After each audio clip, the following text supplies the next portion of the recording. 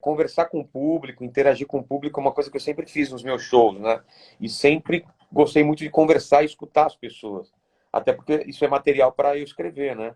Então, várias vezes, mas muitas vezes, saí do show e a gente ia para uma padaria e ficava até 4 horas da manhã conversando. Então, é uma coisa que eu já fazia sem câmera gravando. A única diferença agora é que tem uma câmera e a gente está gravando esse papo. Mas o andamento do papo é igual. A gente vai conversando, vai trocando ideia, como se tivesse só a gente ali. A gente muitas vezes esquece que tem 20 mil, 30 mil pessoas assistindo a gente, né? E você trabalha sempre com... E você tem um comercial funcionando aí. Tem. O programa é Um todo comercial no anúncio ou também na pergunta? A pergunta também, a pessoa paga X e pode fazer a pergunta, é isso? a gente, como tem muita pergunta, isso já é um tipo de coisa para já tirar a maioria das perguntas. Então, R$ 30 o cara pergunta e 150 ele anuncia. Mas o comercial não cuida disso, né? O comercial cuida da publicidade mesmo do canal, dos episódios patrocinados, iFood, Gillette, Fael, faculdade. Então, assim, o programa é muito bem vendido assim para publicidade, né? Porque ele é longa duração, é um programa agradável, fica para sempre lá no YouTube. Então, é, um, é, um, é uma plataforma muito boa para o pessoal anunciar, né? E você, como é que você começa a sua história? Você começa como cartunista, começa como ator, começa como desenhista? Como é que começa a sua... Você é de São Paulo? Sou de Penápolis, que é do interior de São Paulo, Ah, você é de Penápolis, como a Sabrina e o Gui Santana. e o Gui E Santana, veja você. os três de Penápolis. Mas eu só nasci lá, fiquei muito pouco tempo lá. Minha infância toda mesmo foi em São Bernardo do Campo, né? Sou da ABC, meu pai era metalúrgico, minha mãe professora, e eu lembro da primeira vez que eu ganhei um concurso, foi no Prezinho, que eu ganhei um concurso de desenho, e ganhei, ó, como eu sou velho, ganhei uma poupança na Aspa, e um prêmio em dinheiro na Aspa, e mais uma medalha. Então, ali, acho que meus pais sentiram que eu sabia desenhar, que eu gostava, e sempre me incentivaram, comprando lápis de cor, aquela coisa, e mais para frente eu fui estudar desenho. Então, aos 14 anos, eu começo a entrar já numa agência de publicidade, desenhando, e aí começo a abrir meu estúdio, faço ilustrações para Placar, para Playboy, para Folha de São Paulo. Aí eu mando quadrinho para os Estados Unidos, começo a publicar quadrinhos nos Estados Unidos. Aí eu abro uma escola aqui de desenho, de história em quadrinhos. Aí a partir daí abro uma produtora também, e aí começo a produzir todas as coisas, né? Mundo Canibal, muito conteúdo original. E aí começa a aflorar essa veia de comediante, né? De humor, né? Que eu já fazia nas tiras de quadrinhos, aí eu decidi levar isso para o palco. Então a impressão que eu tenho é que eu vivi várias vidas. Oi, acho que eu fiquei sem o seu som. Oi. Sumiu o som, você ouviu até que parte? Eu vi Oi. até você tem a impressão que viveu várias vidas. Eu tenho essa impressão que eu vivi várias vidas, porque foi tão intenso cada período que eu fiz um ciclo completo em cada uma das coisas, que eu nunca abandonei cada uma dessas vidas que eu tive, mas eu meio que mudava para outro lugar. Eu costumo dizer que parecia que eu estava fazendo um ligue os pontos, sabe? Que você tem um ponto número 1, você vai para o 2, e você acha estranho porque o 2 está muito afastado, aí o 3 você vai lá para baixo, o 4 vai para lá, e você não vê muito sentido você ligando esses pontos.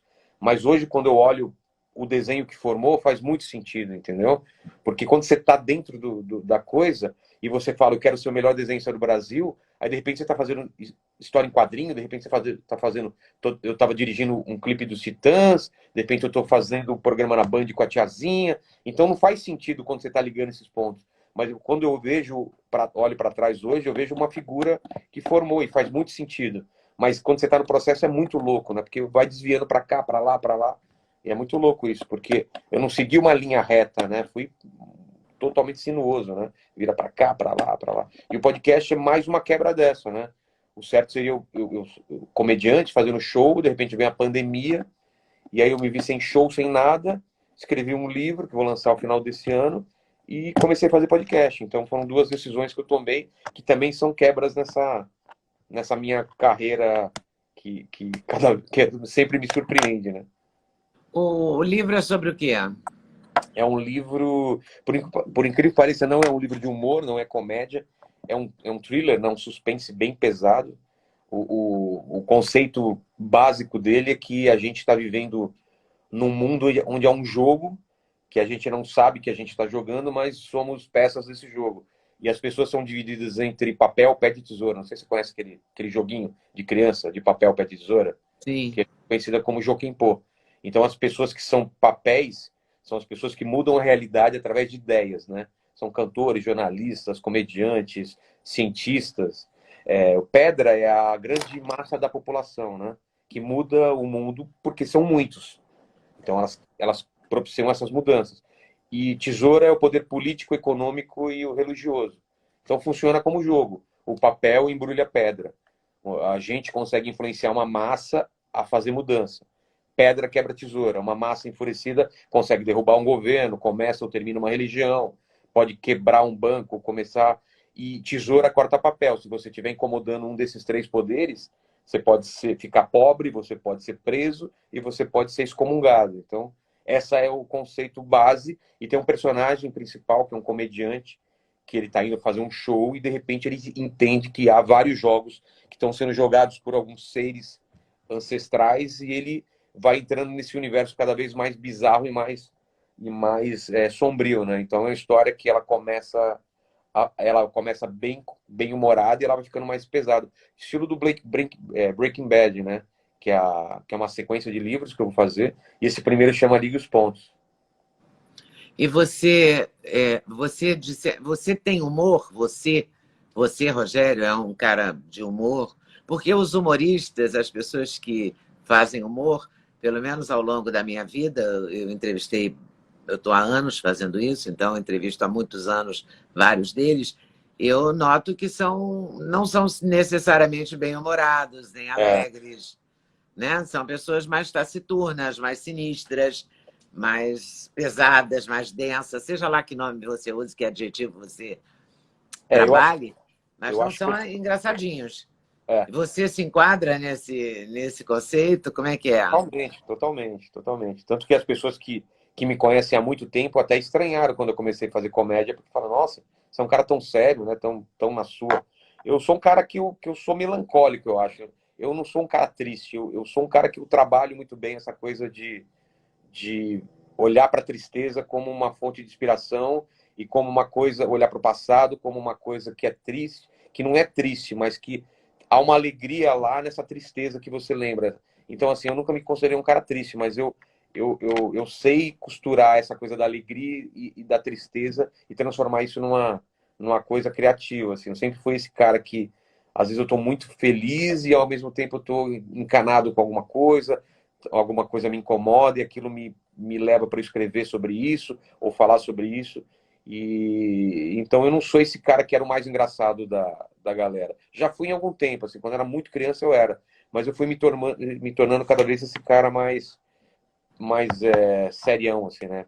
De Você escrever teve uma infância feliz? muito, muito, muito, muito feliz, muito. Porque como eu era do ABC, eu tive aquela infância de brincar totalmente na rua, né? Ficava o dia inteiro na rua, jogando bola, empinando pipa, carrinho de rolemã, então, bolinha de gude. Então, eu acho que uma infância que talvez meu filho não consiga ter plenamente, né? Apesar de eu estar tentando que ele fique muito na rua, que brinque com outras crianças, mas eu tenho lembranças muito boas. É por isso que eu falo, eu gosto de lembrar coisas da minha vida, né? Felizes ou não, mas eu gosto de lembrar, porque eu tenho muitas lembranças boas, assim. Gostou do corte que você acabou de ver? Vale a pena conferir com certeza, né? Então vai conferir muitos outros cortes no canal de cortes Leda Nagli. É claro que a entrevista completa você vai conferir no YouTube Leda Nagli, canal Leda Nagli do YouTube, você não pode perder de jeito nenhum. Valeu, tô te esperando, hein? Vem nessa!